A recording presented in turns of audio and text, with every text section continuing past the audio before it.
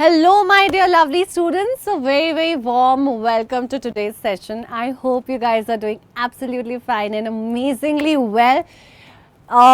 फटाफट से I think class 7th का सेशन पहले नहीं भी हुआ है और बहुत वक्त भी हो गया है.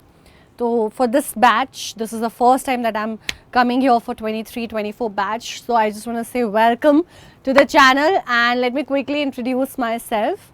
मेरा नाम अंकना है और मैं हूँ आपकी expert for social sciences at Imbibe. हम हमारे टर्म 2 के सिलेबस के साथ शुरू कर रहे हैं हमारे सेशंस बच्चा.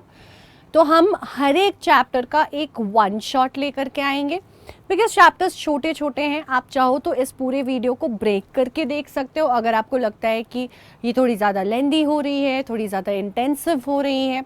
ऐसे में बहुत सिंपल तरीके से समझाऊंगी, बहुत आसान हमारा टॉपिक भी है, तो टेंशन की कोई बात नहीं है. आप इस एक वीडियो को देखोगे और इस चैप्टर आपके लिए बिल्कुल रेडी हो जाएगा.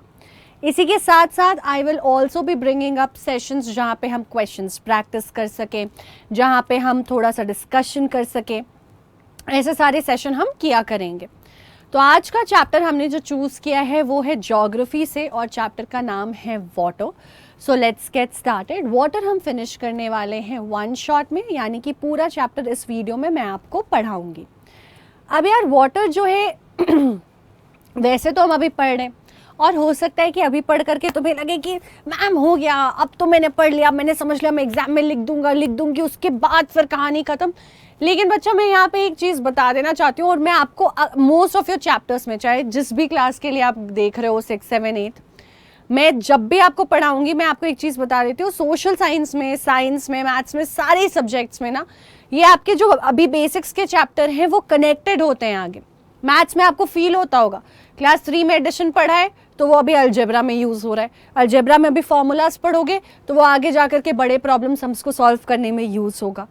ऐसा ही साइंस के साथ भी होता है. थोड़ा सा कॉन्सेप्ट अगर आप रिफ्लेक्शन का, रिफ्रैक्शन का बचपन में पढ़ते हो तो उसके आगे चल करके उस पर और बिल्डअप होता है. कई बार हमें लगता है कि शायद सोशल साइंस में ऐसा नहीं होता होगा, पर ऐसा बिल्कुल नहीं है. ऐसा ही सोशल साइंस में भी होता है. ये सेम चीज़ हम सोशल साइंस में भी फॉलो करते हैं. तो इस बात का आपको ध्यान रखना है कि ऐसा बिल्कुल मत सोचना कि अभी पढ़ लिया तो आगे काम नहीं आएगा. कुछ चैप्टर्स हैं जो अनटिल अनलेस आप आर्ट्स चूज़ करो 11th 12th में, ठीक है, काम नहीं आते हैं. लेकिन वाटर जैसे हो गया, वाटर अभी इस ग्रेड में हम पढ़ रहे हैं यहाँ पे, इसके बाद हमें इसे वापस वाटर रिसोर्सेज के फॉर्म में क्लास 10th में पढ़ना है. और वहाँ पे आप जो यहाँ पे थोड़ा सा पढ़ोगे बहुत रेलेवेंट लगेगा आपको. सिर्फ इतना ही नहीं, ये सेम चीज़ इसमें जब हम थोड़ा सा ओशन करेंट्स या इन चीज़ों की बात करते हैं, इसका रेलेवेंस क्लास 9th में भी आता है. क्लास 9th में एक चैप्टर है क्लाइमेट. वो चैप्टर ना सबको बहुत ज़्यादा दर्दनाक लगती है, बहुत डिफ़िकल्ट लगता है, क्योंकि कुछ ऐसे टेक्निकल टर्म्स आते हैं जो उस क्लास में पढ़ाए नहीं जा रहे पर उनका कॉन्सेप्ट दे दिया जाता है. अब यहाँ पे क्यों नहीं पढ़ाया जा रहा है? क्योंकि बचपन में हम पढ़कर आ रहे हैं. तो इसीलिए इन सारे शब्दों पे हम ध्यान देंगे और ये याद रखेंगे कि आगे के लिए भी ये हमारे काम आने वाले. तो वाटर ऑन अर्थ करेंगे हम कवर. ओशन सर्कुलेशन में वेव्स, टाइड्स, ओशन करंट्स. तो वाटर ऑन अर्थ हमारे क्लास 10th में काम आएगा. ठीक है, ये जो थोड़ा सा है क्लास 10th के लिए ज़्यादा रेलेवेंट है. क्लास 10th में जब आप वाटर रिसोर्सेज करोगे, ये वाला आपको क्लास 9th में ज़्यादा काम आएगा. ठीक है, जब आप क्लाइमेट चैप्टर करोगे. तो इसीलिए ये पूरा चैप्टर बहुत इम्पॉर्टेंट है हमारे लिए और सिर्फ यहाँ पे पढ़कर भूल नहीं जाना है, याद भी रखना है. ठीक है. Now when we think about water, जब हम पानी के बारे में सोचते हैं, पहली चीज़ आपके दिमाग में क्या आती है? मैं तो यार जैसे ही पानी सोचूं मेरे दिमाग में तो बारिश आती है ना. The moment I close my eyes and bring and probably the word water pops out in my head, first thing that I visualize would be pattering of the rain, कि झमाझम बारिश हो रही है और यही मुझे दिखाई देता है. या फिर probably समुंदर. तो आपको क्या दिखाई देता है मुझे चैट में बताना ज़रूर. तो हो सकता है जो पानी हम पीते हैं, या फिर पानी पौधों में जो डाल रहे हैं या कैसे वो पानी उनकी मदद कर रही है ग्रो करने में, वो दिखाई दे सकता है। ऐसा कुछ नज़ारा वेव्स का, सी का दिखाई दे सकता है। या फिर आपको दिखाई दे सकती है वो बारिश जो आसमान से गिर रही है, जैसे कि मैम को दिखाई दे रही थी अभी, है ना, जैसा कि मैम को नज़र आ रहा था अभी। तो पानी तो यार हमारे चारों तरफ है, water is all around us, पानी हर तरफ है हमारे। आप पीने के लिए पानी का इस्तेमाल करते हो, कुछ साफ करने के लिए पानी का इस्तेमाल करते हो, खाना खाकर हाथ धोने के लिए पानी का इस्तेमाल, नहाने के लिए पानी का इस्तेमाल, रिक्रिएशनल एक्टिविटीज़ के लिए, बोटिंग करने जानी है, क्रूज़ पे जाना है, पौधों को पानी की ज़रूरत लगती है, जानवरों को पानी की ज़रूरत लगती है, और पानी हमारे चारों तरफ है और बहुत ज़रूरी है। Imagine a world without water, एक ऐसी दुनिया जहां पानी ही ना हो। आप जब रेगिस्तान, डेजर्ट के बारे में सोचते हो तो वहां पे एक दिन भी सरवाइव करना कितना डिफिकल्ट लगता है।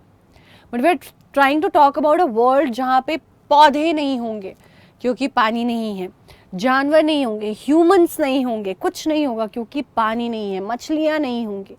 So you have to understand that how important water is and how important it is to the lives on this planet and this planet in general. तो चलो शुरू करते हैं डिस्कशन वाटर ऑन अर्थ पे, ठीक है। तो यार सबसे पहले पानी बहुत ज़रूरी है। अब यहाँ पे हमें क्वेश्चन आ सकता है कि वाई इज़ वाटर इम्पॉर्टेंट, है ना। अगर हमें 4 पॉइंट्स लिखने को आ गया तो कैसे लिखेंगे हम। So water is very very crucial for life, ये सबसे पहला पॉइंट है जो हमें याद रखना है। पानी बहुत क्रूशियल है, पानी की मदद से ही लाइफ जो है अलग अलग तरीके से सपोर्ट होती है। पानी ना हो तो लाइफ सपोर्ट नहीं होगी। सारी लिविंग चीज़ें, चाहे वो प्लांट्स हो, एनिमल्स हो या ह्यूमंस हो, वो डिपेंडेंट है पानी पे फॉर सर्वाइवल, ड्रिंकिंग वाटर, ठीक है। ह्यूमंस की जो डिपेंडेंसी है, आप यहाँ पे बिल्कुल बता सकते हो कि ह्यूमंस की जो डिपेंडेंसी है वो सिर्फ वाटर पे ड्रिंकिंग के लिए नहीं है, मल्टीपल एक्टिविटीज़ के लिए है बच्चे, है ना। हम तो कई सारी एक्टिविटीज़ हैं जो कर रहे हैं पानी के साथ। मल्टीपल एक्टिविटीज़ क्या हो गई, पौधों को पानी देना, तो चलो भैया वो पौधों की बात हो गई। अपार्ट फ्रॉम दैट तो वॉशिंग क्लोथ्स,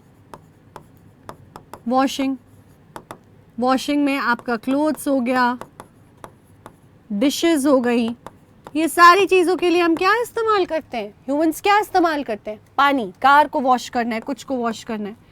उसके बाद दूसरा बेदिंग, नहाना है तो क्या चाहिए, पानी चाहिए, ठीक है। Different kind of cleaning activities, और भी जो चीज़ें साफ़ करनी है, टेबल साफ़ करना है, फ्रिज साफ़ करना है, पानी में कपड़ा भिगोया, पोंछ दिया, ठीक है। कंस्ट्रक्शन एक्टिविटीज़, कंस्ट्रक्शन नहीं हो सकता है पानी के बिना। कंक्रीट कैसे बनेगा, पानी जब तक सही मात्रा में ना मिले या सही मात्रा में आप वॉल्स को वाटर ना करो, कंस्ट्रक्शन एक्टिविटीज़ नहीं हो सकती हैं। तो आपसे अगर पूछा जाए कि वाटर ऑन अर्थ क्यों इम्पोर्टेंट है, पानी के बिना क्या होगा, तो आप बता सकते हो लाइफ सपोर्ट करता है, प्लांट्स और एनिमल्स के लिए बहुत इंपॉर्टेंट है, लाइफ सपोर्ट करने के लिए, ड्रिंकिंग के लिए, बाकी के लाइफ प्रोसेसेस के लिए, है ना। हमारा एक्सक्रीशन का प्रोसेस जो है, डाइजेशन का प्रोसेस जो है, ये सब कुछ वर्क नहीं करेगा बिना पानी के। ह्यूमन की अलग अलग activities, washing of clothes, dishes, bathing, cleaning, construction, ये सब पानी के बिना कुछ भी नहीं हो सकता है, ठीक है। So water that is safe for drinking is known as portable water. आप देखो, इतना हम कहते रहते हैं कि पानी को कंजर्व करो, है ना, पानी को बचाओ, पानी को बचाओ। अर्थ का मैप, मतलब अर्थ का ग्लोब, जो अर्थ है हमारा, देखा है कभी, देखा ही होगा।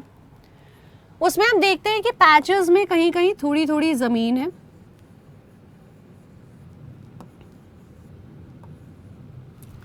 बाकी पूरा क्या है, ये जो पूरा घिरा हुआ है वो क्या है, वो है वाटर।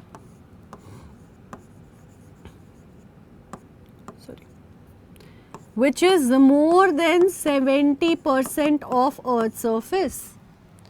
70% से ज़्यादा धरती पे, अर्थ पे हमें पता है कि पानी पाया जाता है. लैंड तो 25% है, 25%, लेस देन 1/4. इतना पानी होने के बावजूद पानी पानी क्यों करते रहते हैं हम? क्योंकि ये सारा पानी जो है वो हमारे ह्यूमंस, प्लांट्स और एनिमल्स के लिए फिट नहीं है. फिट नहीं है मतलब नॉट फिट फॉर ड्रिंकिंग. क्योंकि वो क्या है? सॉल्टेड वाटर है. What is it? Salted sea water. Sea या ओशन का पानी है. कभी समुद्र में छलांग लगाकर देखो, पैर लगाकर देखो, ओशन, सी, बीचेस कभी जाओगे, वो पानी का एक बूंद भी मुंह पे पड़ जाएगा ना तो लगेगा कि यार नमक घोल कर पी लिया है बिल्कुल. इसीलिए समुद्र में भी लोग पानी लेकर जाते पीने के लिए. ऐसा नहीं किया कि फ्रेश वाटर है, ऐसे डाला और निकाला और पी लिया. अगर खत्म हो गया, वो कहते हैं ना water water everywhere, not a single drop to drink. Why is there not a single drop to drink when there's so much of water? Because this water is not fit for drinking for us. इतना ज़्यादा खारा, इतना saline है ये कि हम इसको इस्तेमाल नहीं कर सकते. तो ह्यूमंस, एनिमल्स जो पानी इस्तेमाल करते हैं बच्चे, उसको फ्रेश वाटर कहते हैं, है ना. फ्रेश वाटर से हमारा क्या मतलब है? जो आपको रिवर्स में मिलता है, जो आपको लेक्स में मिलता है, पॉन्ड्स में मिलता है, जिनमें क्या होता है? नमक नहीं होता, जो बारिश से आता है. ठीक है. ग्राउंड वाटर टेबल जो आपका होता है उसमें स्टोर्ड होता है. यानी कि अगर समुद्र से भी इवेपोरेशन हो के बारिश आई, बारिश हुई, वो पानी जाकर नीचे ज़मीन में फिल्टर होकर के जमा हुआ, वो फ्रेश वाटर होता है. ये सारे तरीके के पानी का इस्तेमाल हम कर सकते हैं. तो हर एक पानी जिसको आप पी सकते हो, जो ड्रिंकिंग के लिए सेफ है, उसे आप क्या कहते हो? उसे आप कहते हो पोर्टेबल वाटर. अब ये पोर्टेबल वाटर का हमारे पास अलग अलग सोर्स है, जैसे कि मैम ने आपको वहाँ पे फ्रेश वाटर का सोर्स वैसे बताया और समझाया है. रेन हो सकता है, रिवर, लेक, पॉन्ड, ये सारी चीज़ें हो सकती हैं. ठीक है. अब बात करते हैं. अब देखो क्या होता है, कहाँ से बारिश आ रही है? तो पानी जो है सरफेस पे वो इवेपोरेट हो रहा है, क्लाउड्स बन रही हैं, वो क्लाउड्स कंडेंस होंगी और फिर नीचे गिरेंगी. वैसे ही पेड़ों में क्या हो रहा है? ट्रांसपिरेशन हो रहा है, पत्तों में जा रहा है, वहाँ पे भी मॉइस्चर बन रहा है, वहाँ से भी इवेपोरेट हो रहा है गर्मी से. कंडेंसेशन हो रहा है, यानी कि ठंडी से ये क्लाउड्स बन के फिर बारिश नीचे कर देते हैं. So the process by which water continually changes its form and circulates between oceans, atmosphere and land, it is known as water cycle. इसको थोड़ा सिंपल करते हैं. हम कह रहे हैं कि पानी सरफेस पे है ना, सरफेस पे अलग अलग फॉर्म्स में. सरफेस पे हमारे पास ओशन में भी पानी है, सी में भी पानी है, बट इसको हम उतना फिट नहीं मानते पीने के लिए, पर इसमें पानी है. Apart from this we have rivers, plants के लीव्स में मॉइस्चर, हमारे अंदर भी वैसे तो मॉइस्चर है थोड़ा. ठीक है. या फिर पॉन्ड्स हो गए, लेक्स हो गए, एटसेट्रा. कई जगह ग्राउंड पे पानी रहता है, धीरे धीरे सूख जाता है. कपड़ों में पानी रहता है, सूख जाता है. ये सब पानी कहाँ जा रहा है, क्या हो रहा है, और पानी वापस हमारे पास कैसे आ रहा है?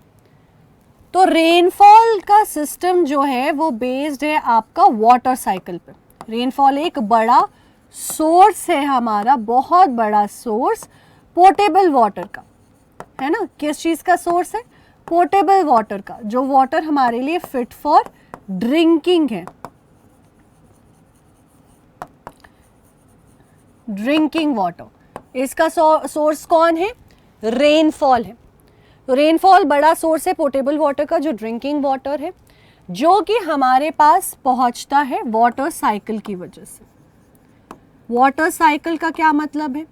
एक पीरियोडिक साइक्लिक प्रोसेस.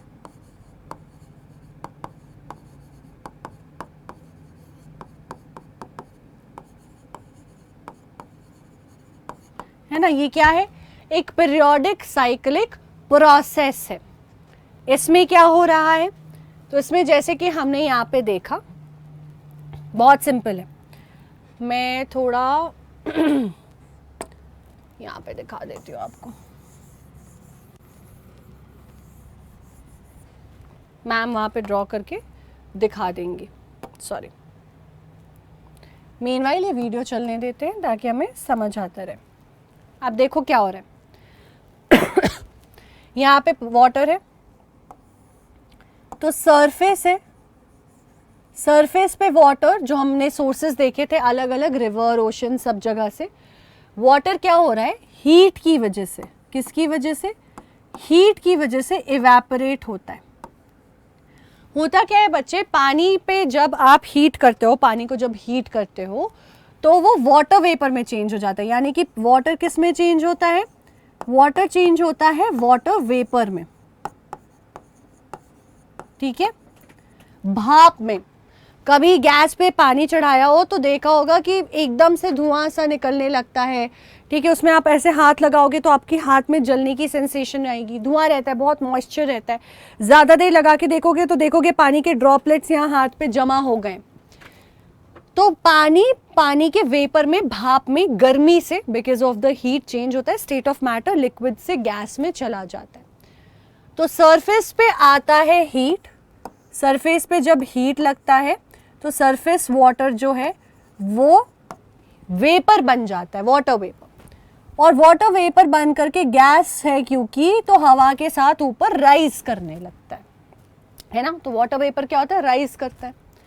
अब ये अलग अलग जगह से जा रहा है, यहाँ पानी से भी जा रहा है, प्लांट्स में, यहाँ पे जब रूट्स में ऐसे जा करके लीव्स में जा रही है आपकी पानी, तो लीव्स के सरफेस पे भी मॉइस्चर रहता है, वहाँ से भी जा रहा है। हर जगह से, एवरीवे, सारे अलग अलग सोर्सेस से ये सरफेस वाटर जो है वो इवेपोरेट हो रहा है, ठीक है, इवेपोरेट हो रहा है, यानी कि गर्म होकर ऊपर उठ जा रहा है, ठीक है और यहाँ वाटर वेपर बन जा रहा है। अभी ऊपर जाके वाटर वेपर बन गया हर जगह से। अब नीचे हीट थी, ऊपर क्या हुआ, ऊपर तो कोल्ड है, ठंडा है। अब क्योंकि नीचे से गर्म जाके ऊपर ठंडा हो गया तो वेपर क्या हो रहा है, ठंडा हो जा रहा है। अब गैस वापस ठंडी हो रही है तो गैस से लिक्विड में वापस बनेगी। लेकिन यहाँ पे पहले होगा कंडेंसेशन। इस प्रोसेस को हम क्या बोलेंगे, आपने पढ़ा हुआ है साइंस में, कंडेंसेशन। तो कंडेंसेशन होगा तो ये कोल्ड की वजह से क्या आ जाएगा, क्लाउड्स बन जाएंगे, बादल की फॉर्मेशन होगी। अब फर्दर जब कंडेंसेशन होगा तो ये बादल पूरे जो बने थे वेपर के, भाप के, वो अब बारिश नीचे गिरा देंगे। अब ये बादल हवा की वजह से, बच्चा एक ही, ऐसा नहीं है कि यहाँ पे कंडेंसेशन हुआ, यहाँ पे गया, यहाँ पे बादल बना और वापस यहीं पे फिर सारा पानी आ गया। धीरे धीरे हवा की वजह से हो सकता है ये यहाँ से इधर कहीं बहुत दूर शिफ्ट हो गया हो बादल और वहाँ जाके बारिश करा दे, तो यहाँ का पानी वहाँ पहुँच गया। ऐसे ही पानी सर्कुलेट होते रहता है। जब आप क्लाइमेट चैप्टर पढ़ोगे क्लास 9th में, वहाँ पे आप देखोगे कि कहाँ से पानी आ रहा है, इंडियन ओशन से पानी आ रहा है, इधर से पानी आ रहा है। तो हमने क्या देखा, सरफेस से पानी उठा, आसमान में गया, बादल बना, कंडेंसेशन हुई, पानी नीचे आया और वापस कहाँ आ गया, सरफेस पे। तो अब ये पानी वापस आपकी नदियों में, ग्राउंड वाटर टेबल पे, हमारे छत पे, हमारा कोई वाटर कंजर्वेशन का जगह है वहाँ पे, इन सब जगहों पे भरने लग जाएगा। तो ये क्या हो रहा है, ये एक साइकिल है, यहाँ से ये फॉर्मेशन, यहाँ से ये फॉर्मेशन, यहाँ से ये फॉर्मेशन और फिर यहाँ से ये फॉर्मेशन। ये क्या चल रहा है, एक साइकिल चल रही है जिसको हम कहते हैं वाटर साइकिल। तो ये जो प्रोसेस है जिससे पानी चेंज करता रहता है अपने फॉर्म को, और ओशियंस और एटमॉस्फेयर और लैंड के बीच में, है ना, पानी के सोर्सेस के एयर में और लैंड में घूमता रहता है, उसको हम क्या कहते हैं, वाटर साइकिल। तो यहाँ पे ओशन से गया, एयर में गया, लैंड पे आया और फिर भी इधर आ जाएगा, पानी वहाँ से ज़मीन से बहकर फिर से वाटर सोर्सेज में आ जाएगी। तो इस पूरे प्रोसेस को आप कहते हो वाटर साइकिल, जिससे पोर्टेबल पानी हमारे पास आता रहता है, ठीक है। अब हमें देखना है कि अर्थ जो है वो एक टेरेरियम से कंपेयर किया जा रहा है, Water has been on earth for centuries and is recycled. Water is used for irrigation. Haryana may have come from the Amazon River a century ago.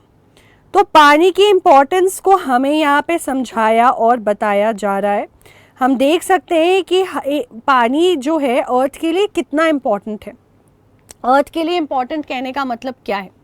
अर्थ के लिए इम्पोर्टेंट कहने का मतलब ये है कि भैया अर्थ पे रह रहे लोगों के लिए, लाइफ्स के लिए कितना ज़्यादा इम्पॉर्टेंट है.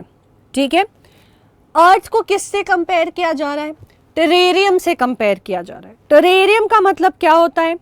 एक ऐसी जगह जो वेरिएशन से भरी हुई है, छोटे छोटे लैंड ऑफ एनिमल्स की, है ना. रेप्टाइल्स है, एम्फीबियंस है, अलग अलग तरह के जानवर आपको मिलेंगे. तो अर्थ एक जंगल की तरह है, मतलब एक ऐसे जगह की तरह है जहाँ वेराइटीज ऑफ लाइफ्स आपको मिलती हैं.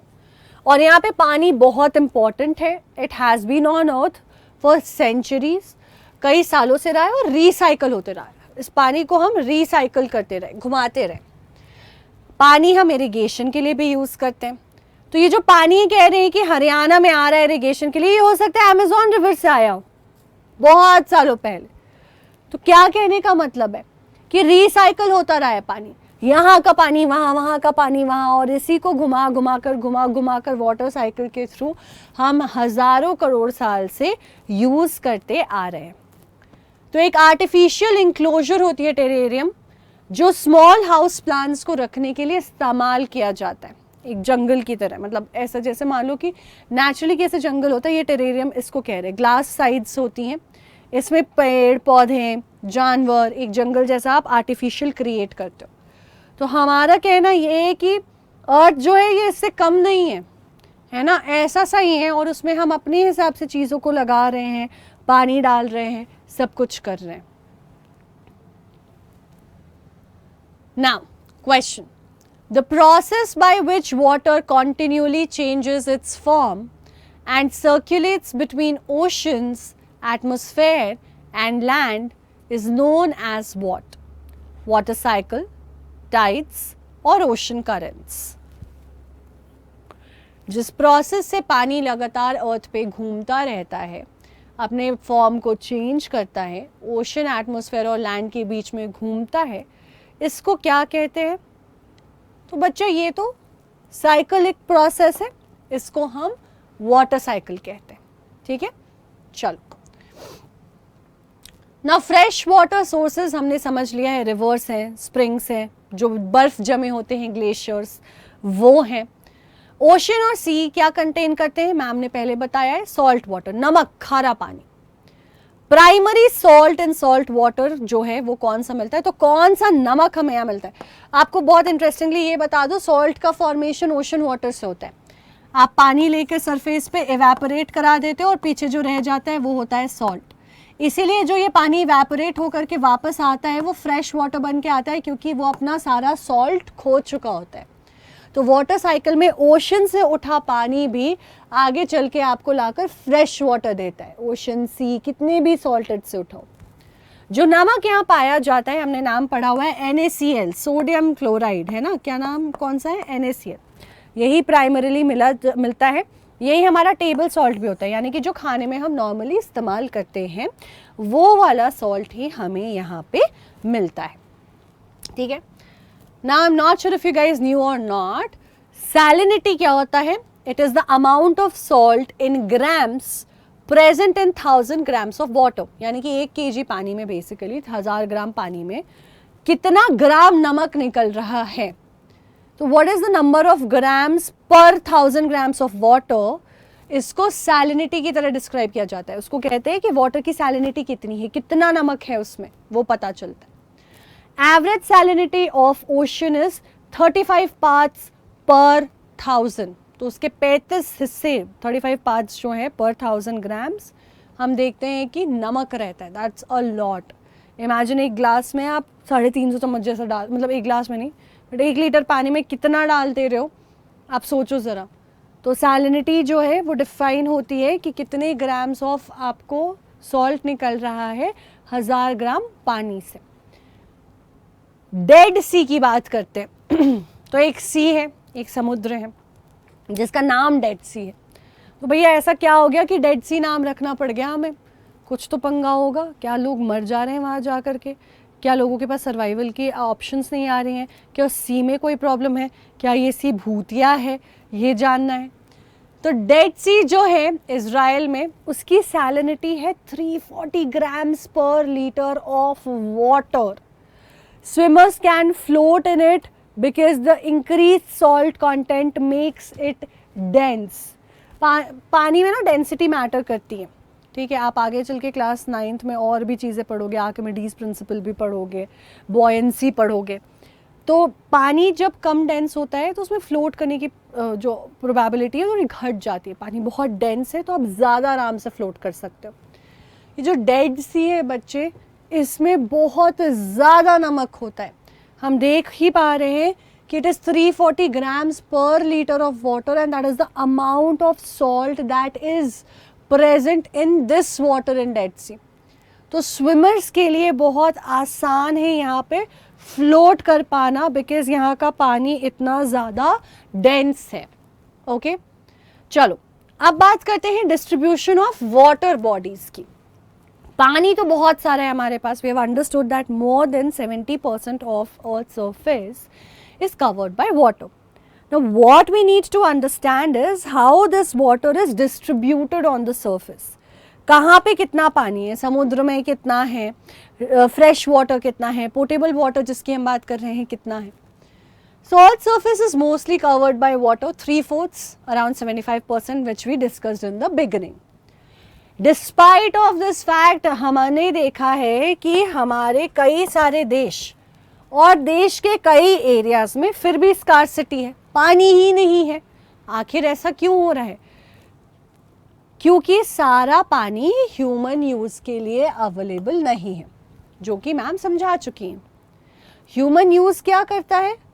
फ्रेश वाटर, और हमारे पास ये फ्रेश वाटर हर जगह अवेलेबल नहीं है। मोस्टली पानी जो है वो ओशंस और सी में है, जिनकी सैलिनिटी जो हमने अभी पढ़ी, यानी कि presence of the salt is very very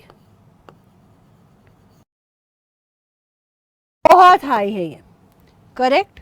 तो इसीलिए हमारे पास क्या होता है, इतना सारा पानी प्रेजेंट होने के बावजूद हम कई देशों में स्कार्सिटी फेस कर रहे होते हैं, कई एरियाज में पानी की स्कार्सिटी फेस कर रहे होते हैं, ठीक है। So question is the total amount of water on the earth surface is fixed. जो अमाउंट ऑफ वाटर अर्थ के सरफेस पे प्रेजेंट है वो फिक्स्ड है। क्या ये ट्रू है या ये फॉल्स है? इज इट ट्रू और इज इट फॉल्स?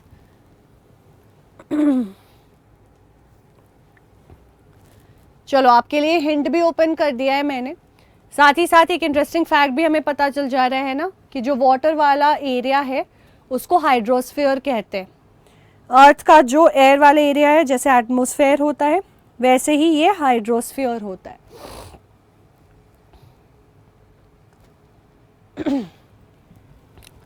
ओके बच्चों, सो मैं एक्सपेक्टिंग कि आपने अपने हिसाब से जवाब चुन लिया होगा।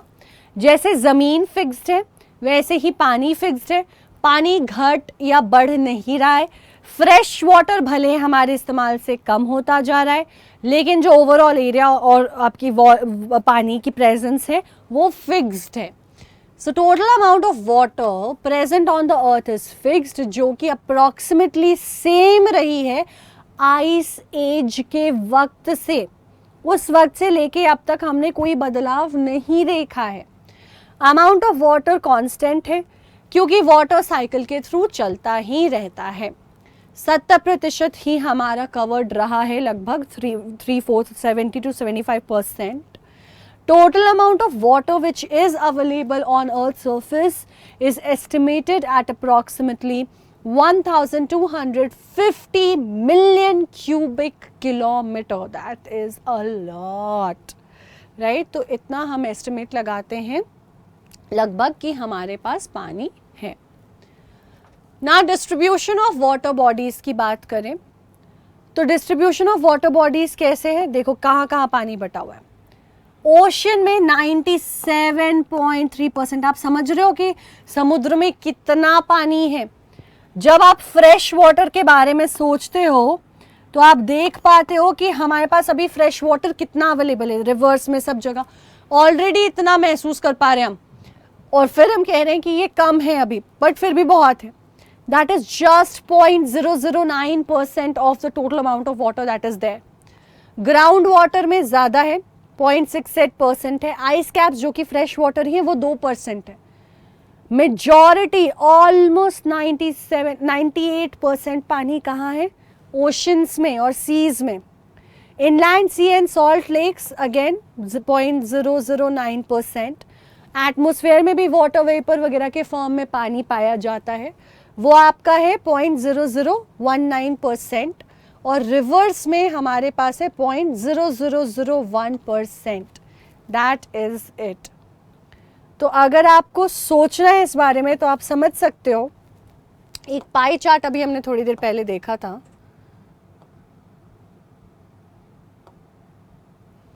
ये देखो, this is the salt water. ये उस वक्त इसीलिए समझाया नहीं था मैंने। इतना ज़्यादा, ये मान लो अगर 100% पानी है जो हमारे पास है, तो ये ब्लू वाला हिस्सा जो है ये सॉल्ट वाटर है which is not usable for us, ये इस्तेमाल नहीं कर सकते हम। ये वाला जो है ये पोलर आइस कैप्स है, ठीक है, ये आप देख सकते हो। ये वाला ये हमारे पोलर आइस कैप्स है। तो 2% जो है हमारा आइस कैप्स है, और बाकी का 1% थोड़ा बहुत जो रह गया वो हमारा फ्रेश वाटर है। तो ये 1% में हमें हमारा जीवन चलाना है बच्चा। हमें इसी 1% में इतनी सारी पॉपुलेशन को पानी देना है, सारा काम निकालना है और सब कुछ मैनेज करना है। And that is how water is distributed on earth surface, that is how it works. So let's now talk about ocean circulation. Ocean circulation क्या है? ओशन पे आ गए हम, वाटर ऑन अर्थ हमने कवर कर लिया है।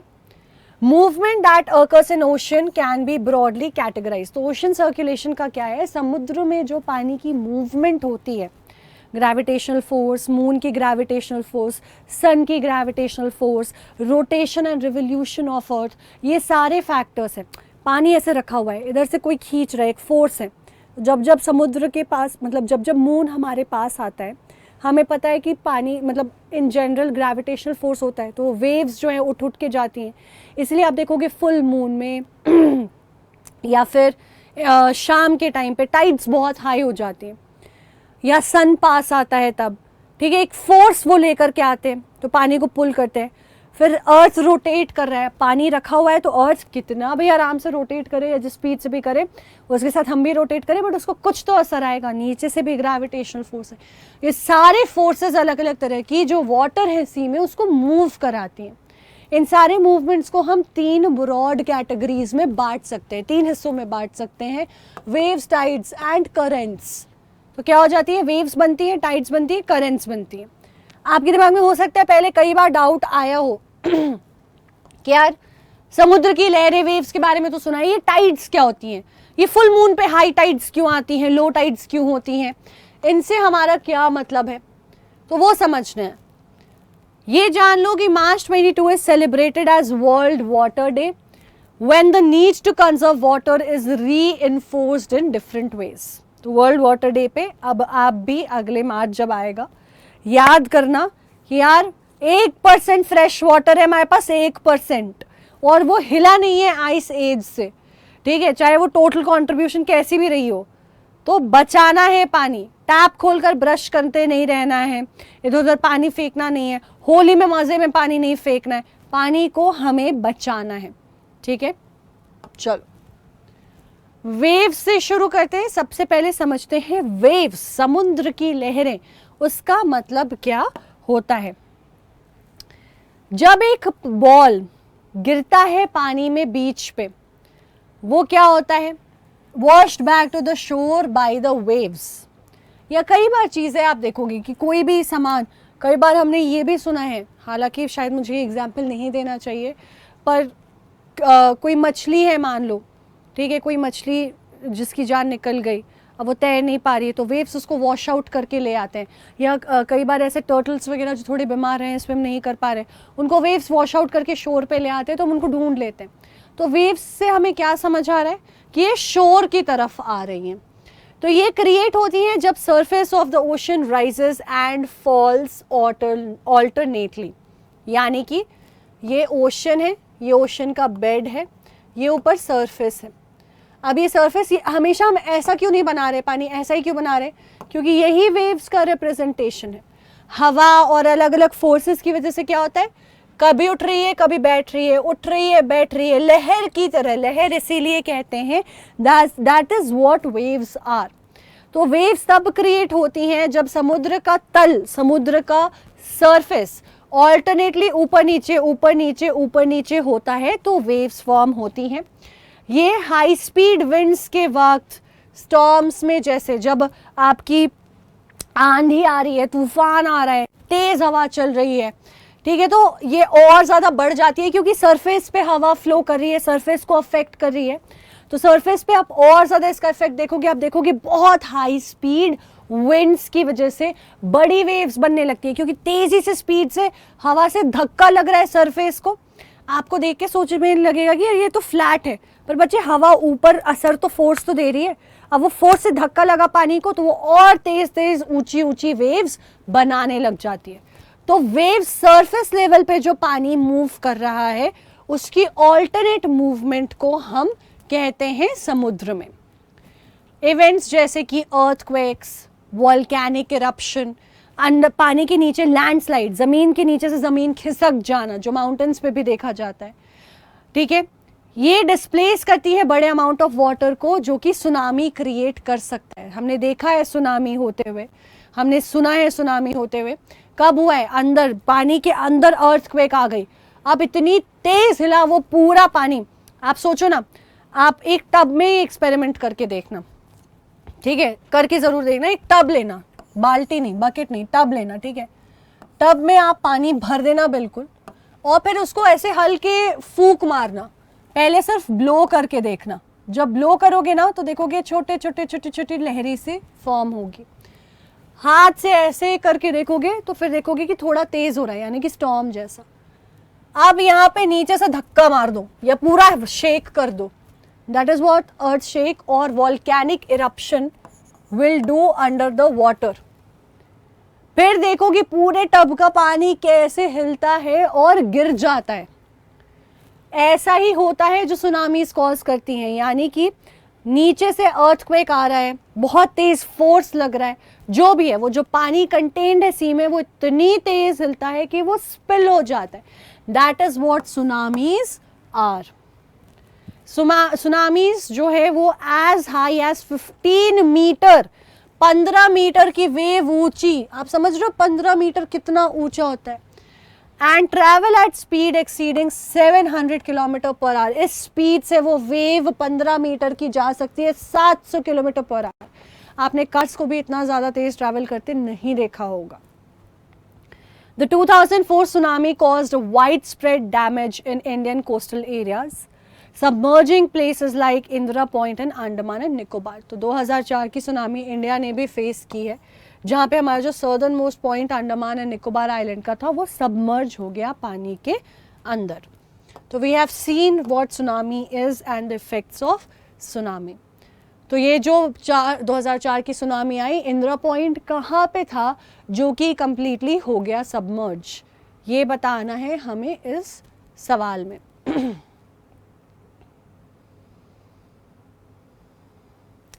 So I hope you guys know the answer, and the correct answer over here is Andaman and Nicobar Islands. So tsunami एक actually Japanese word है, ठीक है, जिसमें T silent है, और इसका मतलब होता है harbor waves as the harbor gets destroyed whenever there is a tsunami.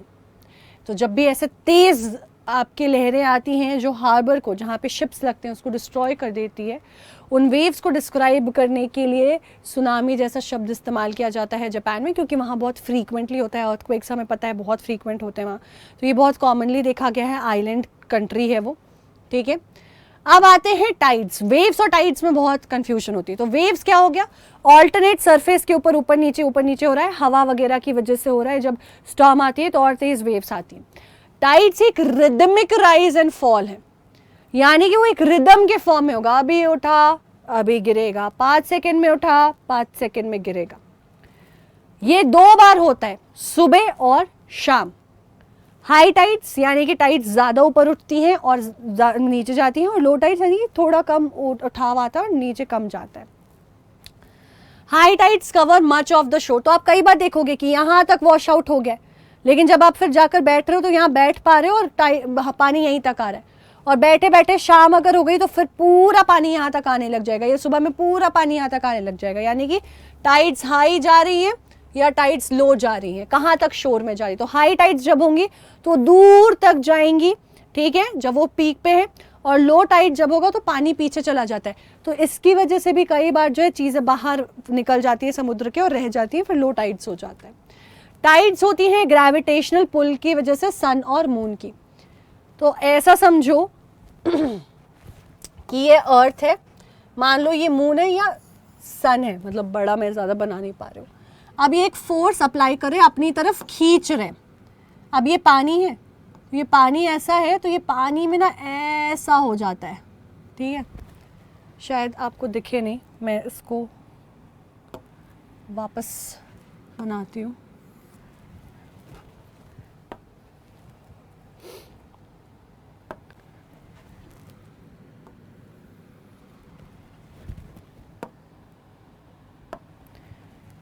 तो ये ऐसे नॉर्मल पानी है बच्चे यहाँ पे, ठीक है, यहाँ पे भी पानी है, थोड़ा नीचे बनाती हूँ।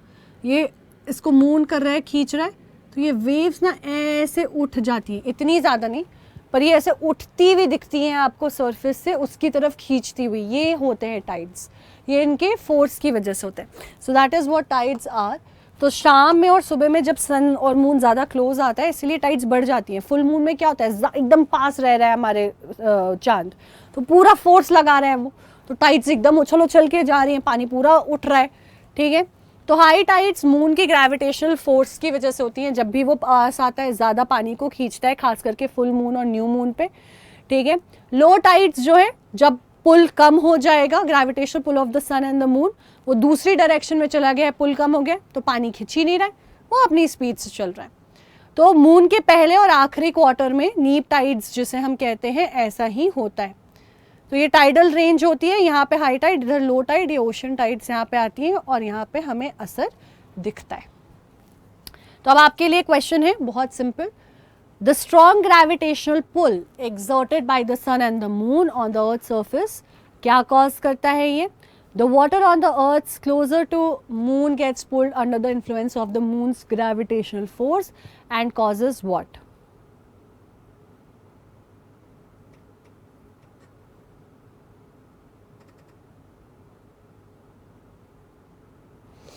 I think ये होना चाहिए, है ना? ठीक है, चलिए। तो टाइड्स रिदमिक मूवमेंट है, ग्रेविटेशनल फोर्स से होती है। हाई टाइड्स होंगी जब वो मून या सन पास होगा।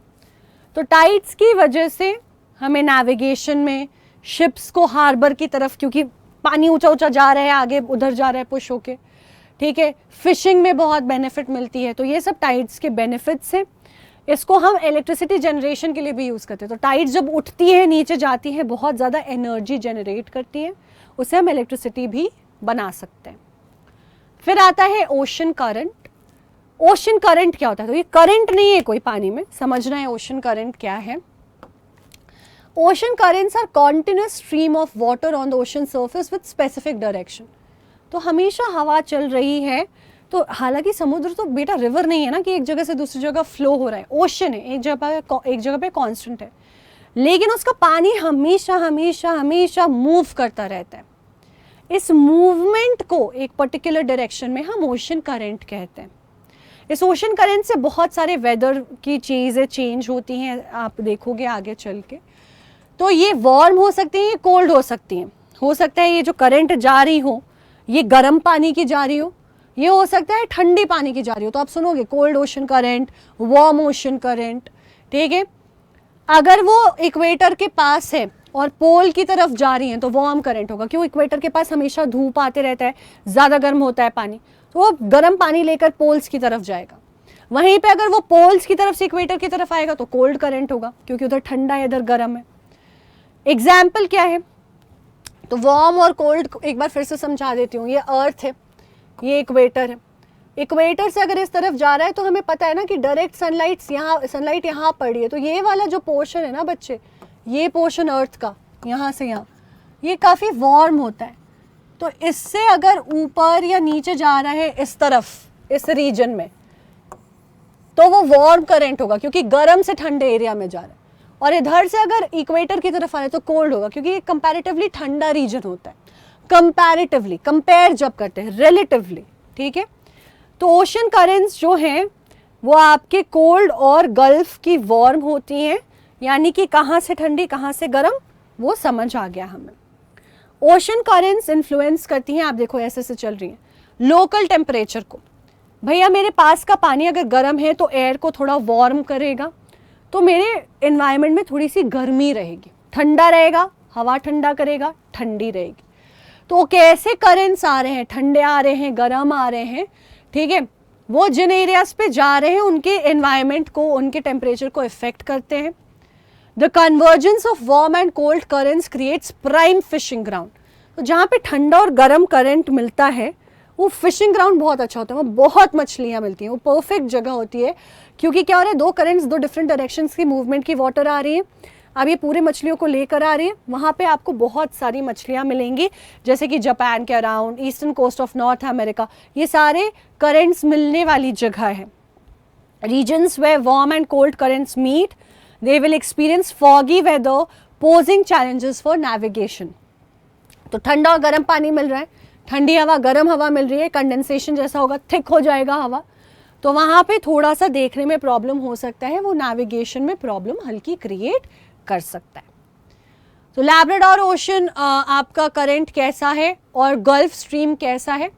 तो एक पोलर रीजन से है और दूसरा हमारा इक्वेटोरियल, तो एक कोल्ड और दूसरा हमारा है वार्म, ठीक है। तो ये हमारे दो रीजन हो गए। तो इसी के साथ हमने वाटर कर लिया है फिनिश। हमने पढ़ा कि वाटर जो है वो हमेशा अपने फॉर्म को बदलते रहता है, सर्कुलेट करते रहता है ओशन के, एटमॉस्फेयर के और लैंड के बीच में, इसे ही वाटर साइकिल कहते हैं। मेजर सोर्स जो है फ्रेश वाटर का, रिवर, पॉन्ड, स्प्रिंग, जो कि वैसे तो मात्र 1% ऑन अर्थ सर्फेस है, जबकि 3/4 of the surface is covered with water. Movement जो ओशंस में होते हैं ब्रॉडली, उन्हें वेव्स, टाइड्स और करंट्स के फॉर्म में बताया, डिवाइड किया जाता है। तो ऐसे और सेशंस को डिटेल में करने के लिए आप हमारे इम्बाइब ऐप को डाउनलोड कर लो या वेबसाइट पे आ सकते हो। क्लासेस यहाँ बिल्कुल फ्री है और भी आपको बहुत सारा कंटेंट मिलेगा। और वेव्स और इन सारी चीज़ों के बारे में और पढ़ना है तो इम्बाइब लेंस को डाउनलोड करिए, अपने टेक्स्ट को या किसी भी पिक्चर को स्कैन करो और उससे जुड़ी कीवर्ड्स और कई सारी डिटेल्स आपको यहाँ पे मिल जाएंगे। साथ ही साथ ये हमारा टेलीग्राम ग्रुप है 6 to 8 का, यहाँ पे हम आपसे डायरेक्टली करते हैं कम्युनिकेट, तो इसे ज्वाइन करना मत भूलना। ये QR कोड है, ये लिंक है। मैं आपसे मिलूंगी बहुत जल्दी एक दूसरे चैप्टर के साथ और वाटर पे लेकर के आने वाली हूँ बहुत सारे क्वेश्चंस। तो अगर चैनल ऑलरेडी नहीं किया है सब्सक्राइब तो ज़रूर कर लेना। वीडियो अच्छा लगा, चीज़ें समझ आई तो do not forget to hit the like button and share the video with your friends. Do tell me in the comment section how did you like this session. Now till I meet you next time, stay subscribed, take good care of yourself and your loved ones. Hasta la vista, bye bye, ciao. I'll see you soon, so keep imbibing. Keep imbibing. We believe in you.